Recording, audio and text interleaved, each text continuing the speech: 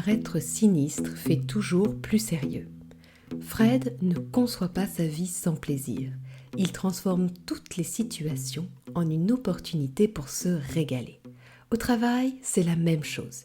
Chaque réunion ou grand rassemblement est une occasion pour passer un bon moment avec les collègues. Un mot bien placé, une connotation drôle lors d'une explication, et tout le monde se détend et vit la situation de manière plus agréable.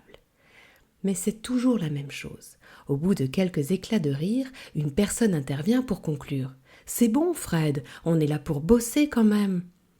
Alors, tout le monde se referme, baisse la tête et continue à travailler sans détente, sérieusement.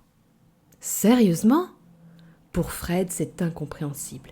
Mais pourquoi faut-il avoir l'air sinistre pour être pris au sérieux ? C'est quand même mieux de travailler dans le fun, non ?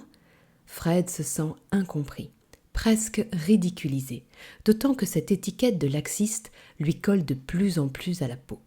C'est insupportable. Bonjour, je suis Candide Mégia, psychologue, docteur en psychologie, consultante et formatrice, et je vais décrypter ici cette situation somme toute classique.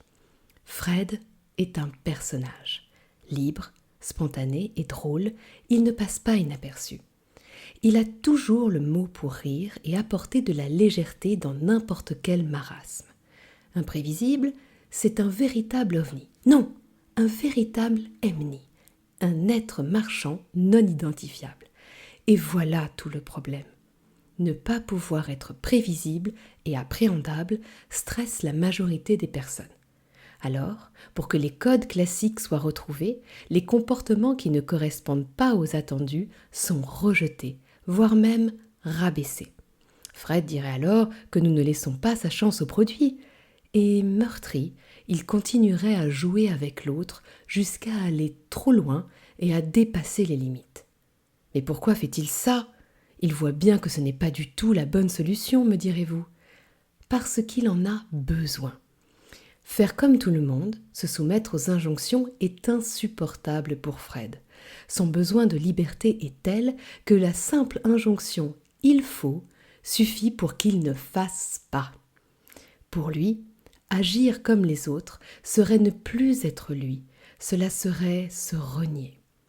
Par conséquent, si vous êtes comme Fred ou si vous connaissez Fred, je vous propose deux gummies. Le premier est de ne pas attendre les séquences de travail pour chercher du fun. Faites régulièrement des pauses courtes avec vos collègues complices pour vous nourrir de joie.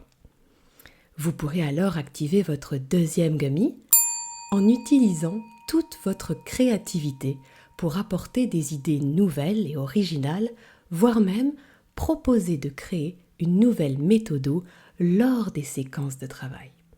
Vous serez ainsi reconnu pour votre véritable valeur, qui est cette merveilleuse capacité à dépoussiérer tous les acquis et à leur offrir un boost de jeunesse éternelle. Alors Fred, surtout, ne faites pas ce que je vous propose, car vous savez mieux que personne quoi faire, n'est-ce pas ? Je vous dis donc à tous, à très vite, et vous souhaite une très belle journée.